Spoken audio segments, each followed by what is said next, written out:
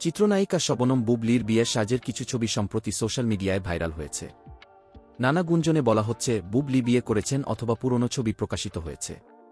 কেউ আবার দাবি করছেন তিনি আবার বিয়ে করেছেন। এসব নিয়ে এখন বেশ আলোচনা চলছে এবং অনেকেই জানতে চাচ্ছেন বুবলির সাথে বরের সাজে থাকা ছেলেটির পরিচয়। এত আলোচনা সমালোচনার মধ্যে বুবলি চুপ থাকলেও এ বিষয়ে কথা বলেছেন ছবির কোরিওগ্রাফার গৌতম সাহা।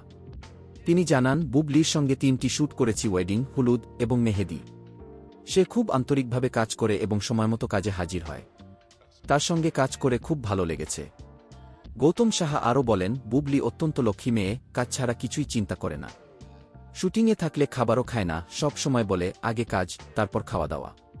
সম্প্রতি বুবলির সঙ্গে একটি বিউটি পার্লারের ফটোশ্যুটও করেছেন তিনি। গৌতম সাহা জানান, বুবলির সঙ্গে থাকা মডেলটির নাম ওয়াসিফ খান। বর্তমানে বুবলি নতুন কোনো সিনেমায় কাজ করছেন না, তবে তিনি বিভিন্ন স্টেজ শো, প্রমোশন এবং ফটোশ্যুটে অংশ নিচ্ছেন।